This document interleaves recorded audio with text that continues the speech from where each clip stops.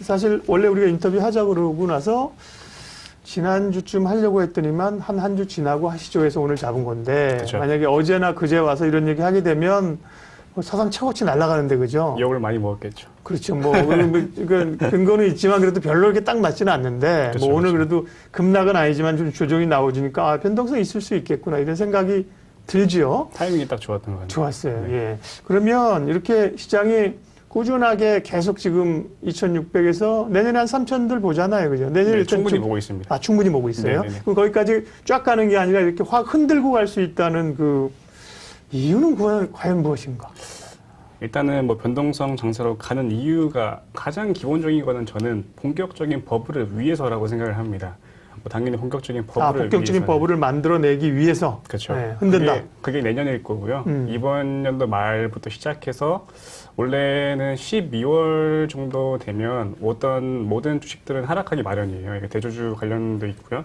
그리고 12월이 지나고 1월이 지나게 되면 이제 투자 심리가 되게 극복히 올라가기 때문에 그에 따른 증시도 오르게 되고 모든 종목들이 크게 오르게 되는데 그런 양상과는 이번에 좀 다른 모습이 나올 수 있다고 저는 생각을 합니다. 그래서 저는 이론적인 분석과 기술적인 분석을 통해서 준비해봤으니까 뭐 잘 보시면 좋을 것 같습니다. 네, 김한철 연구원과 말씀하고 있습니다. 네. 잘생겼다 못생겼다 얘기하면 안 된다고 정다운 님이 맞습니다. 예, 반성하겠습니다. 반성. 네. 근데 편하게 제가 좀 얘기를 하다 보니까 좀 이렇게 좀 불편하신 분이 있더라도 예, 너그럽게 용서해 주세요. 네, 제가 옛날에 생방하다가 그런 적 있어요. 오래전 얘기인데 그때 삼성전자가 오늘 편하게 좀 얘기할 수 있는 지금 네네. 삼성전자 주총 때 옛날에는 보면 소액주주들이 가가지고 그쵸. 그때 그 장하성 교수랑 해가지고요. 뭐 그때 주주들을 뭘로 보는 거야? 막 시위하고 막 그랬거든요. 그러면서 회사 측에서 말리고 막 이게 이 주총장이 막 굉장히 시끄럽고 이렇게 막 그랬어요. 제가 그때 한국경제TV에 방송하면서 오프닝하면서 멋있게 딱 이 그림을 일단 딱 보여줘요. 야, 고성이 오가는 삼성전자.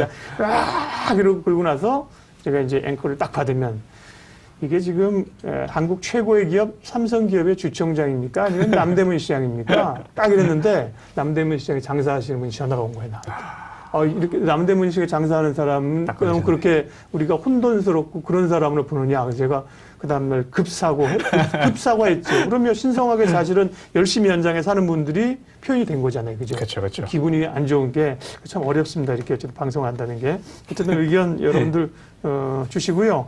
자, 그러면 일단은 장성구 내년 장세 앞으로의 뭐 내년이든 후년이든 큰 장이 온다. 그죠. 그 전에 흔든다. 그죠. 예, 그 이유를 그럼 좀 이제 구체적으로 풀어주시죠. 일단은 기술적으로 먼저 설명을 드리고 싶은데 네. 그 전에 앞서서 이론적인 분석을 한 3가지 정도 준비했는데 좋아요. 네. 이 부분에서 먼저 설명을 드릴게요.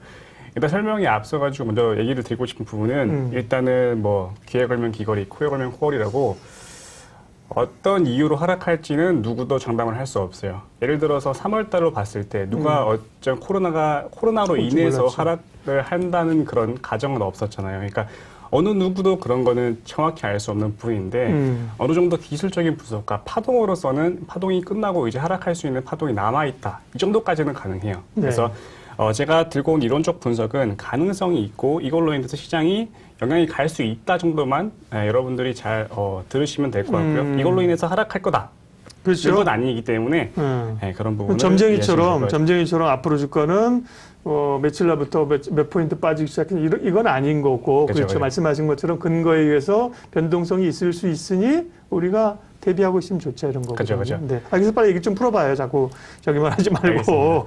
일단은 뭐 제가 근거를, 먼저 말씀드릴 거는 네. 12월 달은 정말 조심해야 되는 장이다. 12월이. 네, 12월 중순부터 시작을 해서 아마 한 달 정도 동안 저도 또한 나스닥을 마이너스 30% 정도까지 보고 있고요.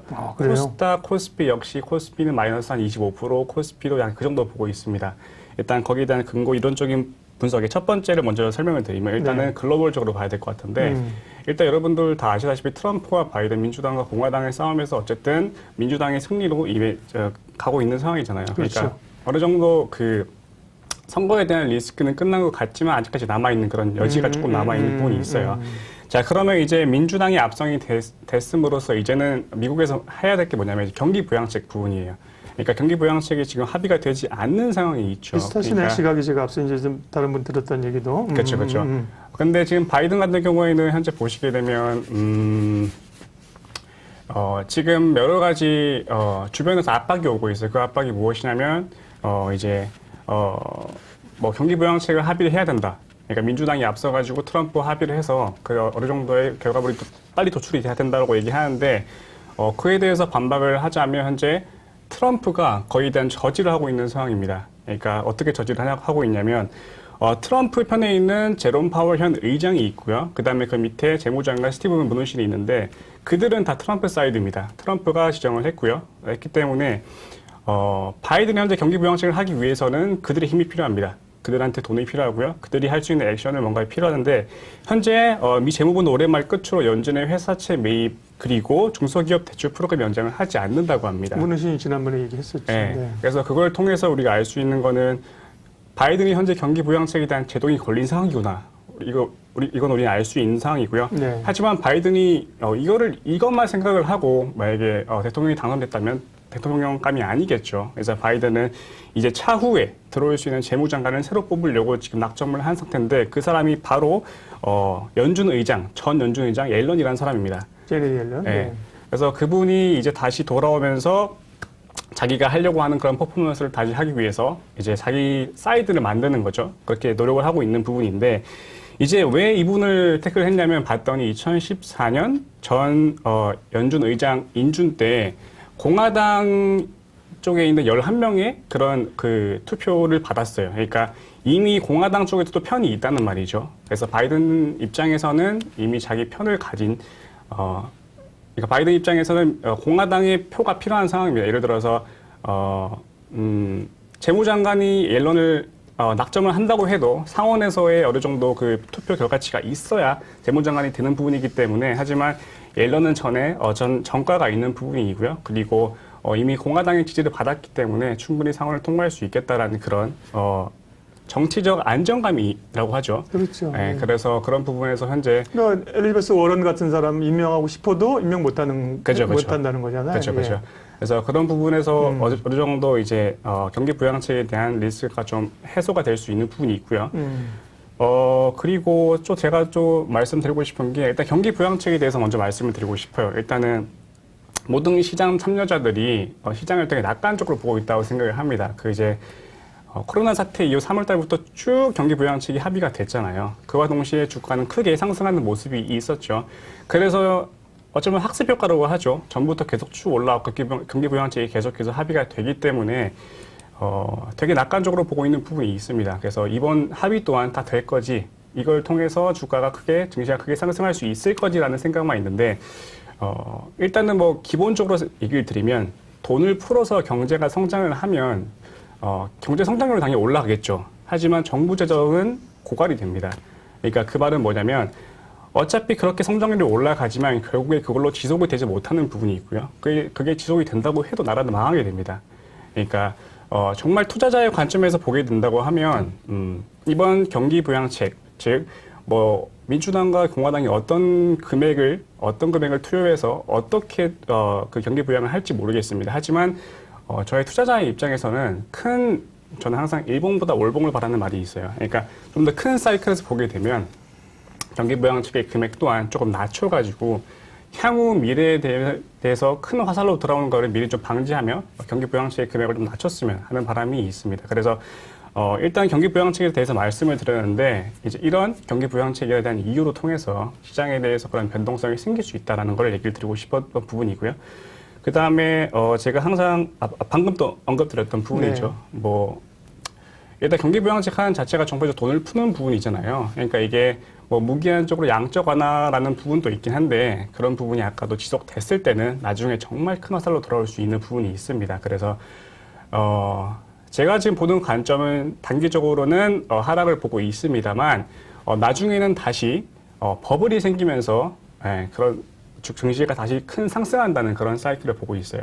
그래서 그 이유는 방금 제가 언급드렸던 무기한 양적 완화로 인해서 시장에서 돈을 너무 많이 풀다 보니까 엄청난 버블이 지금 만들어질 수밖에 없는 게 돈이 엄청 풀려 있잖아요. 그렇죠, 사실은 그렇죠. 2008년 그 리먼 사태를 극복하기 위해서 전 세계적으로 돈이 풀렸어요. 그렇죠. 풀렸다가 이제 좀 줄이기 시작하고 금리를 조금 옐런 의장 때 막바지에 때 올리려고 하고 이러는데 지금 또 못 올린 상황에서 지금 사실 팬데믹이 와서 그렇죠. 지금 돈을 뭐 더 풀어버린 거잖아요. 그죠? 그렇죠. 이 엄청난 버블이 뭐 어떻게 되돌릴 수 없는 상황으로 사실 맞습니다. 간다는 거거든요. 맞습니다. 그런 논리시죠. 그러면 첫 번째는 조정이 좀 있을 수 있다, 변동성이 있을 수 있다는 얘기. 아니 누군들 김한철 연구원이나 저나 사실 여러분들이나 누가 주가 빠지는 걸 좋아하겠어요, 그죠? 그렇죠. 뭐 매도 쳐놓고 뭐 수요 쳐놓고 먹는다. 그거보다는 올라가는 게 좋죠. 좋은데 예.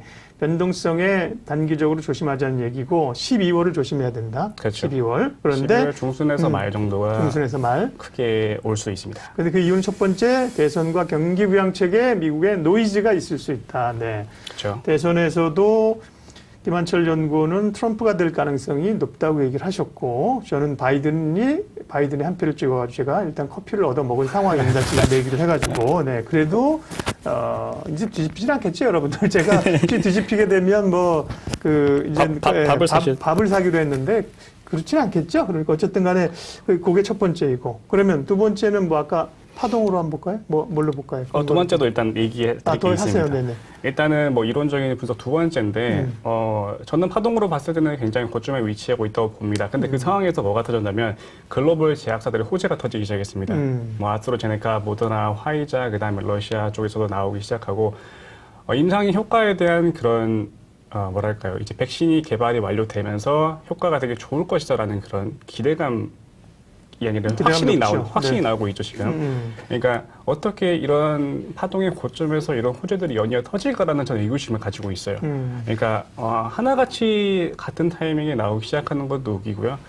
그다음에 그럼에도 불구하고 제가 말씀을 드리고 싶은 거는 예전 같으면 증시가 이제 바닥에 3월 달부터 올라올 때 뭐 어디 임상이 들어갈 거다 혹은 뭐 더 효과가 있다고 하면 미증시는 미 나스닥 기준에서 기존 1, 2%는 그냥 올랐어요. 정말 쉽게 올랐죠. 근데 지금 같은 경우에는 이번에 엄청난 그런 화이자, 모더나, 아스트라제네카 등 여러 가지 글로벌 제약사들이 좋은 호재를 정말 큰 호재죠. 이거는 호재를 냈음에도 불구하고 시장에서는 상승에 대한 그런 효과는 미비합니다.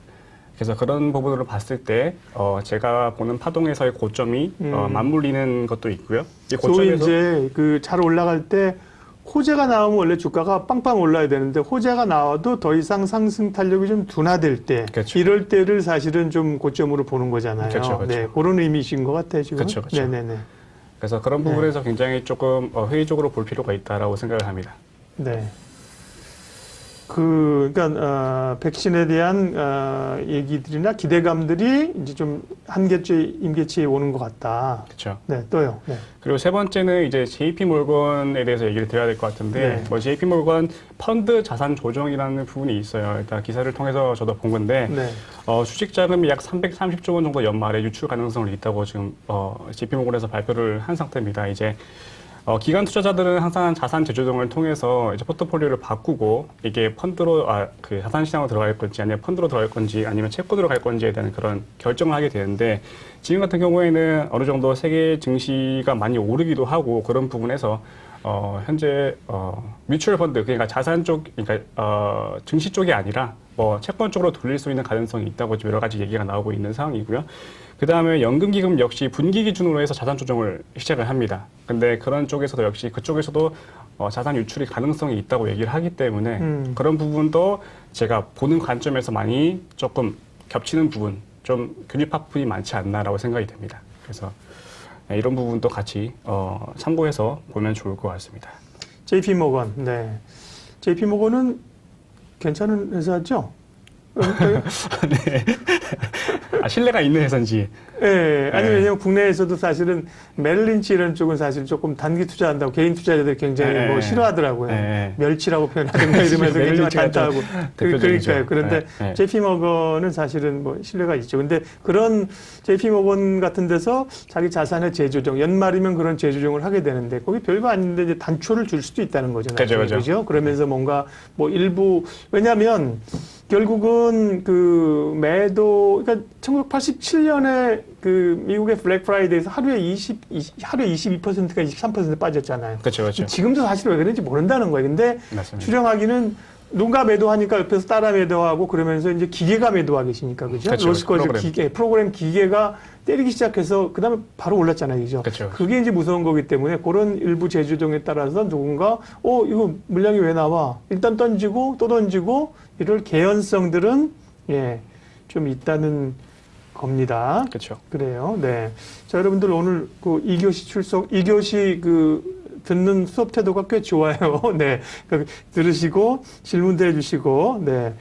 달러가 약세했는데 이제 금은 왜 약하냐, 비트코인 얘기도 하시고 그런 얘기 일단 시간 되면 일단 좀 하도록 하겠고, 지금은 일단 전반적인 장 흐름 자체가 다시 한번 하시면이 아니고 늦게 오신 분들 위해서 엄청난 버블이 만들어내는 유동성이 만들어내는 큰 장이 오고 있다, 올 수 있다. 커밍 순. 네, 커밍 순. 그러나 단기적으로는 그렇게 쉽게 투자자들에게 시대를 주지 않는다. 그렇죠. 상당히 흔드는 국면이 올 수 있다는 근거들을 지금 얘기를 JP 모건까지 원어 발음으로 하셨고 또요.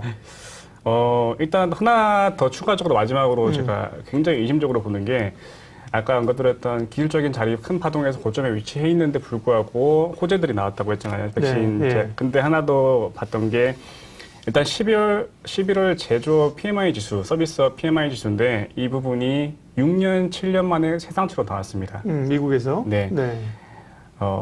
저는 있을 수 없는 일이라고 생각하고 어느 정도 조작 부분이 저는 있다고 생각을 합니다. 그러니까 그런 호재들이 연이어 나오는데도 불구하고 증시는 나스닥 기준, 뭐 다우는 조금 오를지도 모르겠지만 나스닥 기준에서 그냥 제가 보는 관점에서 고점에 아직까지 위치해 있고 변동폭이 뭐 올라봤자 뭐 어제는 좀 올랐긴 하지만 어쨌든 큰 박스권에 들어있는 상태이기 때문에 큰 시세를 표출하지 못하고 있는 상황입니다. 그래서 그런 걸로 봤을 때 조금 더 의심을 가지고 한 번 더 봐야 되지 않나라는 생각이 듭니다. 지표. 예. 네.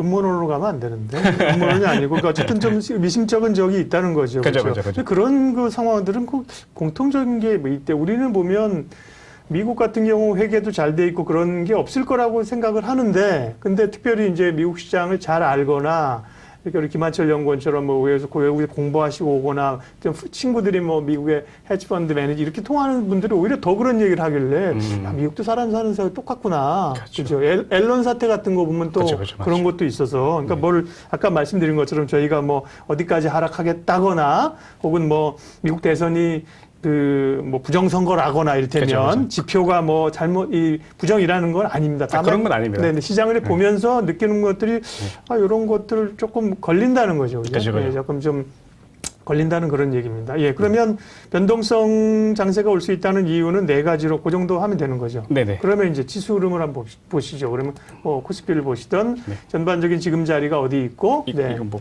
꽂아야 아니 됐습니다. 네, 하시면 돼. 네. 저희가 이제 화면이 지금 나가고 있습니다. 그 지수를 보고 뭐 큰 그림의 지금 자리나 앞으로의 뭐 조정이 있을 수 있다면 기술적인 자리 때 또 가면 어디까지 갈 수 있는가. 네. 일단은 얘는 뭡니까? 코스피예요? 예, 코스피 월봉입니다. 네네. 일단은 저는 항상 큰 파동을 먼저 얘기를 드리겠습니다. 일단은 파동에 대해서는 먼저 짚고 넘어가야 될 것 같아서 일단은 모두가 다 아시는 뭐 엘리엇 파동 다 아실 겁니다. 뭐 1파, 2파, 3파를 통해서 이렇게 1파, 2파, 3파를 통해서 시세가 마무리되는 그런 패턴입니다. 여기 보시면 정말 간단하게 설명을 드리면 이렇게 3자를 그립니다. 3자. 그러니까 3자를 그림과 동시에 파동이 끝나게 됩니다. 그래서 이렇게 머리 3개를 맞고 파동은 끝나게 됩니다. 지금 정말 신기하게 어떻게 이렇게 파동 3개를 그릴 수 있는 것도 더 신기하기도 하고요. 이게 엘리엇 파동이 그러니까 저는 이거를 표현할 때 기분이라고 표현하면 기분. 그러니까 What is given? 이미 뭐예요? 주어졌다. 그러니까 모든 사이클은 정해져 있다고 저는 생각을 합니다. 그 와중에서 어떻게 움직이느냐에 따라 다르고요. 그리고 이때를 보시면, 저 이때가 정말 의구심이 드는 게, 이때 보시면 뭐가 터졌냐면, 남북 정상회담이 터졌을 때입니다. 18년은 3월, 4월이죠. 이때 개미들이 엄청 많이 고이기 시작했습니다. 그러니까, 고점에서는 항상 어떤 걸 퍼뜨리냐면, 개인들이 가장 좋아할 만한 테마를 만들어내면서, 시장에서의 개미들을, 유동을 자금을 시키고, 거기에서의 물량들을 다 털고 나오는 그런 패턴을 만들게 됩니다. 자, 이제 그거는 지나는 과거 얘기고, 현재로 봤을 때는 이렇게 엘리엇 파동이 끝나고 나서 현재 이런 고점을 다 뚫은 상태입니다. 뚫고 올라가는 그런 모습이 보이고 있는 상태죠. 현재 보시게 되면. 그러니까 근데 그 말은 지금 보면 어쨌든 파동상 보면 그 2017년, 18년 이후에 사실 많이 빠지는 추세에 사실 코로나가 오면서 그렇죠. 완전히 그냥 바닥을 밀었다가 다시 올려버린 거잖아요. 지금. 그렇죠, 그죠? 그게 어떻게 보면 약간 비정상적인 급락과 급등을 만들어낸 거네. 그렇죠, 그렇죠. 예. 그러니까 큰 하락이 있었기 때문에 큰 상승이 있었다고 네네, 생각을 네. 하고요. 지금 자리로 보시게 되면 이제 지금 자리로 보시게 되면 이런 그때 18년 고점을 뚫고 있는 상황이잖아요. 그러니까 일단 거래량도 같이 보시게 되면 잠시만요. 네. 거래가 최근에 이제 월봉입니다만 많이 늘었어요. 그죠? 지금 네, 이제 좀 화면으로는 화면 안 때문에 보이네요. 화면 때문에 안 보이는데 잠깐만요. 화면을 좀 줄여 그렇죠. 그렇게 해서 보이는데 거래 많이 늘었어요. 네. 네, 이 거래량이 지금 역대급입니다. 그러니까 지금 들어온 자본들은 아까 언급드렸던 정말 엄청난 유동성으로 인해서 너무 많이 자금이 유입돼서 빠져나갈 수 없는 자금이고요. 그러니까 어떻게 상승을 이제 여기서 어떻게 개미들을 털고 어떻게 올라갈 건지에 대해서 우리만 생각하면 되는 부분이라고 생각을 합니다. 그래서 엘리엇 파동으로 이렇게 월봉으로는 봤고요. 일단은 일봉으로 한번 볼게요. 일봉으로 어떻게 엘리엇 파동이 지금 연출되고 있는지. 그러니까 아까도 언급드렸듯이 이렇게 머리가 세 개가 완성이 되는 부분. 그러니까 거의 이런 점이라고 볼 수 있겠죠. 그러니까 이런 자리라고 볼 수 있는데. 그러니까 일봉에서도 항상 거의 비슷한 축에 속합니다. 그러니까 엘리엇 파동으로서 지금 코스피가 역사상 최고를 기록하면서 지금 엄청난 그러니까 역사적인 순간에 있잖아요. 어찌 보면. 근데 그치, 이렇게 월봉과 일봉의 단편적인 그런 파동으로 봤을 때는 그러니까 세 번의 파동이 끝나고 엘리엇 파동상으로는 이제 끝나고 조금 내려오고 조금 쉬어가는 그림이다라고 보여지는 부분이 있어요. 그래서 역사적인 순간에서 더 올라갈 수 있다. 신고가를 발생하기 때문에 더 올라갈 수 있다는 그런 생각보다 이런 파동이 이제 조금씩 끝나가는 단계다라고 여러분들이 보시면 좋을 것 같습니다. 그럼 엘리트 파동이 일어날 때도 올라갈 때도 떨어질 거도 상승 5파 하락 3파 이러면서 그 숫자들이 있잖아요. 그렇죠. 30 60 있잖아요. 그죠? 그렇죠. 네, 그렇게 보면 지금 이제 그게 좋아요. 이제 월봉으로 일단은 이렇게 하시는 분들은 긴 흐름을 먼저 보고 좁혀서 계속 그죠? 월봉 보고 주봉 보고 일봉 보고 이렇게 하시는데 그러면 우리가 좀 연말에 여러 노이즈로 인해서 좀 조정받을 수 있다. 그러면 지수는 어느 정도까지 좀 조정을 받을 수 있는 그런 일단 영역이? 기술적인 분석으로 봤을 때는 일단 코스피 기준으로 다시 한번 보여드리면 지금 분위기 자체는 다음 주라도 2,700 뚫고 갈 것 같은 그런 분위기잖아요. 네. 그렇죠. 화면 다시 네. 보시면 그러니까 큰 상승을 하기 위해서는 항상 이런 파동이 약간 존재한다고 했죠. 이런 네. 3파가 만들어지고 나서요. 그다음 3파가 이렇게 즉 머리 3개 엘리엇 파동을 그리고 나서 나오는 파동은 항상 여기 있던 저점까지는 다 뚫고 내려옵니다. 그러니까 즉 이 정도까지 내려올 수 있다는 말이죠. 그러니까 이게 마이너스 20% 정도를 볼 수 있겠는데요. 이런 파동이 있을 때 다시 엘리엇 파동이 그러니까 하락 5파가 끝나면서 다시 상승할 수 있는 그런 기류를 만들게 됩니다. 그래서 제가 보는 하락에 갈 수 있는 관점은 한 이 정도까지 보고 있고요. 이 선은 한 2,000포인트 언저리까지는 저는 내려올 수 있다고 보고 있습니다. 네. 그러니까 1차적으로 보면 이제 하락 저지한다면 한 2,200 정도가 1차적으로 있을 수 있고요. 그렇죠? 그 다음에 내려오게 되면 아까 선 거준 거에 그렇죠. 2,000선, 2,020, 2,000선 요 정도가 이제 있을 수 있는 겁니다. 네. 근데 지금 말씀드리고 싶은 거는 지금 당장 하락한다는 건 아닙니다. 그러니까 제가 하나 더 키포인트를 드리자고 하면 하락하기 전에 나오는 항상 시그널이 있습니다. 징후들이. 네, 그 시그널은 뭐냐면 이상한 테마주들이 돌기 시작해요. 예를 들어 아프리카 돼지열병이나 대선주들이 크게 움직이고요. 그러니까 시장에서 주도하지 않던 테마들이 돌기 시작하면서 수급이 꼬이기 시작합니다. 그와 동시에 마지막으로는 시그널은 우선주의 움직임입니다. 우선주들이 갑자기 연일 상한가를 가기 시작하고요. 그런 패턴들이 이어지기 때문에 지금은 시장을 낙관적으로 큰 관점에서 좀 낙관적으로 보지 않습니다만 지금 당장 하루 내일로 봤을 때는 그렇지 않은 부분이 있는데 여러분들이 시장을 보실 때 그런 테마주나 우선주들의 움직임이 갑자기 나타난다고 하면 이제 조금씩 징후가 포착이 되고 있구나 라고 생각을 하시면 좋은 방향이지 않을까. 시장의 질이 나빠지는 거죠. 그런 그렇죠. 것들이죠. 주도주 중심으로 쫙쫙 가는 게 아니라 주도주가 쉬는 듯 하면서 쉬는 게 아니라 약해지고 두더지 게임 하듯이 얘가 한번 올라오고 제가 한번 올라오고 지하에 가라앉은 보물선을 찾는다고 해서 돈스코이오가 나오고 이런 것들이죠. 그죠? 우선주가, 지금도 우선주가 빵빵 가끔 오릅니다만 이제 가치 우선주가 소위 그렇죠. 전문 용어로 준동을 한다 그러죠. 그죠? 그렇죠, 그럴 그렇죠. 때가 이제 그런 시그널들을 잘 보고 보시라는 거고요. 좋습니다. 그러면 변동성 장세의 그 이유들 네 가지와 기술적 분석상 지금 어디 자리고 또 조정을 받는다면 어디까지 왔다. 그러면 이후에 이제 하락 장세 후에는 그러면 엄청난 상승이 다시 온다. 그렇죠. 그 상승은 그럼 우리가 뭐 그게 뭐 내년이 될는지 뭐 후년이 될는지 그죠 이렇게 이어가겠죠, 그죠? 그렇죠, 그렇죠. 네, 근데 그러면 이제 우리가 지금까지 보지 못했던 상승이 나타날 수 있다. 네. 일단은 제가 먼저 말씀드렸던 변동성이 나타난 이유는 큰 버블을 위해서라고 말씀을 드렸죠. 네. 지금 들어온 증시 자금들은 어마어마한 유동성이고요. 네. 아까 언급드렸던 정부에서 무기한 양적 완화를 통해서 그 양적 완화를 하는 이유는 당연히 이제 인프라 투자를 위해서겠죠. 그러니까 뭐 산업이 좀 더 올라가고. 근데 지금 웃긴 게 뭐냐면 이게 어쨌든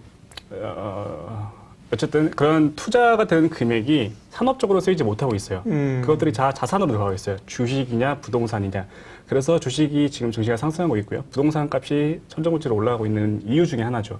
그러니까 그런 게 계속 사이클이 계속해서 흘러갈 겁니다. 결국에는 증시에 버블이 생길 거고요. 부동산 역시 더 올라가게 되겠죠.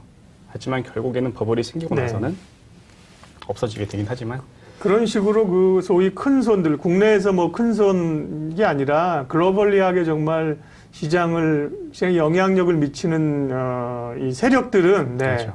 여기 고지 편하게 가려고 하지 않겠죠, 그죠? 그렇죠, 흔들어 그렇죠. 대고 가고 파생을 이용하고 그럴 건데 그런 가운데 그러면 우리 개인 투자자들은 어떻게 살아남아야 되는가? 한국 증시에서 2020년, 21년에 개인 투자자로 살아남는 방법. 그거 이제 파트 2고요. 네네. 자, 그러면 지금 그림을 그렸습니다. 이제 기본적으로는 엄청난 돈들이 지금 정부도 부동산을 못 잡는 게 뭐 미숙하기도 하지만 사실 돈이 많이 풀려 있으니까 부동산 맞습니다. 오르는 거죠, 그죠? 맞습니다. 주가도 이제 오르고 뭐 가치 자산 가격이 다 오르는데 엄청난 뭐 MMT라는 것도 그런 거 아니에요, 그죠? 엄청난 법을 만들어낼 건데 그 전에 흔든다. 그러면 그런 어쨌든 변동성 장세를 그러면 어떻게 대응을 해야 돼요? 주식 다 팔고 모니터 꺼? 몇 달 동안? 그럴 수는 없잖아요, 그죠? 그게 최고입니다. 네. 일단 뭐 저는 좀 강하게 얘기를 하는 스타일입니다. 그러니까 강하게 얘기했대요, 예, 여기서. 네. 저 주관하는 강하게 얘기하는 네. 스타일인데 방송에서 이렇게 얘기는 못하겠죠. 정말 그 모니터 이런 쪽에서. 예. 근데 뭐 저희 주관이니까 언제까지나 저희 주관입니다. 네, 그래서 12월 중순부터는 저는 어느 정도 현금화를 다 했으면 좋겠고요. 그다음에 어느 정도 소액 가지고는 인버스형 투자를 통해서 어느 정도 리스크 해지를 하시면 전략에 좀 도움이 되지 않을까라는 생각이 있습니다. 예. 네. 그러니까 사실 개인들이 그동안은 우리가 이제 하락장은 대비할 수 있는 게 과거에는 거의 개인들은 없었지요. 그렇죠. 없었죠. 뭐 선물을 가지고 파생하시는 분들이 있지만 파생하시는 분은 많지 않으니까. 그런데 지금은 어쨌든 뭐 인버스나 고퍼스나 그렇죠. 그다음에 지난번 얘기하신 변동성 상품 빅스. 네, 빅스 상품도 있죠. 네네. 네. 국내에도 나와 있죠. 네. 네. 뭐 신한에서 뭐 빅스 상품도 있어서 네.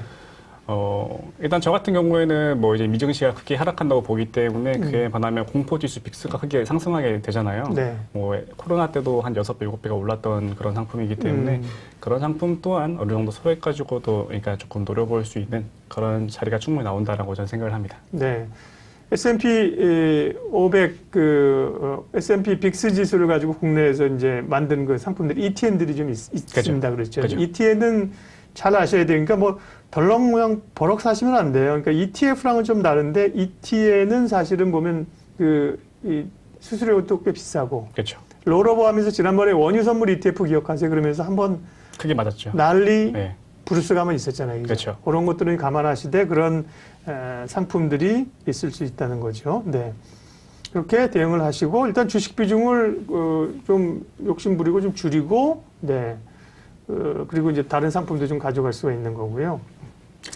네. 그러니까 주식을 하실 거면 저는 한 2달 뒤, 네. 3달 뒤 그때는 정말 과감한 베팅이 가능하다. 지금 같은 경우에는 올라갈수록 비중을 좀 줄인다. 라고 저는 개인적인 의견 드리고 싶습니다. 네. 그렇게 하고 그러면 이제 당장이 아니라 이후에 어떤 사실 패러다임이 바뀌고 또 뭐 한 번에 어려움을 겪거나 주가가 막 오를 때 향후 시장을 주도해갈 그런 유동성 장세, 엄청난 장세의 주인공은 누가 될까요? 당연히 삼성전자 이하, 5G, 반도체, 네. 다 그쪽으로 자금이 너무 많이 쏠려 있기 때문에 만약에 이번 하락이 있는다고 하면 저도 기대가 되고 정말 담고 싶은 그런 섹터 1순위가 아마 그런 5G 반도체 쪽일 것 같습니다. 뭐 2차전지도 있고요. 뭐 추가적으로 정부가 주도를 하고 그 다음에 시장에서 주도주가 되는 부분은 당연히 향후 뭐 10년 뒤 매출과 영업이익이 큰 종목들이 이제 시장에 주도하게 되는데요. 당연히 그거는 5G를 바탕으로 삼성전자 이하 종목들 그런 종목들이 정말 좋은 기회가 올 거라고 저는 생각을 합니다. 물론 이번 하락 후에 삼성전자와 뭐 반도체 브라더스. 네, 그죠. 브라더. 삼성전자 브라더. 그렇죠, 그렇죠. 삼성전자와 엮여 있는 장비 업체라든지 소재라든지 그렇죠. 그렇죠. 네. 황희연 팀장님도 그 얘기를 하고 가셨는데 비슷한 또 맥락들이 하다 보면 이제 비슷합니다. 그다음에 삼성전자 반도체가 워낙 사실은 시장 핵심이니까. 그렇죠. 네. 데이터 센터부터 해가지고요. 비메모리 하게 되면 또 삼성전자가 상당히 사실 TSMC 따라가지 않겠습니까? 그죠? 그렇죠, 그렇죠. 네, 그런 것들. 그다음에 그러면 약간 뭐 친환경이나 뭐 이런 성장주 쪽도 그쪽도 보고 있습니다. 네. 뭐 제가 들고 온 거는 네. 주도주 이제 반도체, 그다음 친환경 그린 뉴딜 관련해서 들고 왔고 그린 뉴딜은 다 아시다시피 뭐 태양광, 뭐 풍력 이런 쪽이 다 있는데 뭐 종목을 일일이 언급드리는 거는 좀 그런 것 같고요. 네. 어쨌든 주도주나 정책주들이 어차피 시장을 주도하게 될 겁니다. 이제 그게 당연히 하락 후에 나오는 현상이 될 거고요. 지금 같은 경우에는 물론 뭐 단타의 관점으로는 가능하겠죠. 근데 정말 투자의 관점으로서는 지금은 아니다라고 생각을 합니다. 그리고 제가 또 보고 있는 게 하나가 이제 교육주입니다. 교육 관련주? 네, 정말 시장에서는 코로나 관련주로서 테마성으로만 크게 등락폭이 컸던 그런 종목이고 그렇죠. 어느 정도 시장 참여자들이 이 부분에 대해서는 시장을 주도하지 못할 거다라고 생각을 하는데 네. 저는 조금 다르게 보고 있습니다. 궁금한데 왜냐하면 왜요? 현재 메가MD나 YBM넷 차트를 통해서 일단 기본적인 종목을 고르기 시작했고요. 그 다음에 미국의 제이슨 쉔크라는 사람이 있어요. 그러니까 세계적인 경제학자인데 그분이 이제 말하는 게 코로나로 인해서 큰 사이클이 바뀌었잖아요, 세상에서. 그 중에서 이제 여러 가지가 있죠. 뭐 교육 부분도 바뀌었고요. 그 다음에 사람들이 생각하는 그런 부분이 모든 게 바뀌기 시작했는데 2000년대 우리가 어떻게 스마트폰을 쓸지 알았겠습니까? 그와 마찬가지로 개념을 조금 주입한다고 하면 온라인 교육 역시 나중에 갔을 때는 엄청나게 크게 자리를 매김할 것으로 보고 지금보다 시장 가치가 크게 있을 것이라고 보고 있습니다. 그래서 메가MD 몰봉을 보시면 엄청난 어느 누군가의 매집이 된 상태고요. 어느 정도 지금은 시장에서 소외받을 수도 있겠지만 나중에 향후 2, 3년 뒤에는 엄청나게 크게 성장할 수 있지 않을까 하는 주도주 말고 다른 종목, 특이 섹터를 제가 들고 와봤습니다. 네. 예. 섹터와 종목 얘기 또 있어요? 그 정도? 이 정도만 하면 될 것 같아요. 뭐 네. 제약바이오주들은 다 아실 것 같아서 뭐 이 정도까지만. 네. 주식 라이브쇼 증시 초대석 오늘 김한철 연구원과 함께 엄청 센 놈이 온다. 두 가지 의미가 있는 건 엄청 센 놈이 온다는 거는 엄청난 시중에 풀린 말할 수 없는 유동성으로 버블을 사실 만들어내는 거죠. 말씀하신 것처럼. 그렇죠, 맞죠. 실제 어떤 체력보다도 더 자산 가격을 끌어올리는 그런 버블이 엄청 센 놈이 온다. 그런 의미도 있을 수 있고 변동성이 좀 있을 수 있는데 우리가 생각할 수 있는 뭐 5% 10% 조정이면 참지만 더 흔들 수 있는 그렇죠. 센 놈의 변동성이 올 수도 있다. 그렇죠. 네. 그런 그 의미로 엄청 센 놈이 온다. 변동성 장세에 대비하라. 이런 주제로 그 이유, 그다음에 기술적 자리, 이후의 장세, 유망 섹터까지 봤어요. 뒤늦게 오신 분들은 VOD를 통해서 우리가 얘기하고 있는 것들이 어떤 것들인지 아까 얘기한 것처럼 뭐 무슨 세상을 현혹하게 만들고 주식을 다 털리게 만들려는 게 아니라 그렇죠. 큰 흐름을 보고 이런 쪽의 전략도 세우자는 겁니다. 첫 번째 주제는 여기까지 하도록 하겠습니다.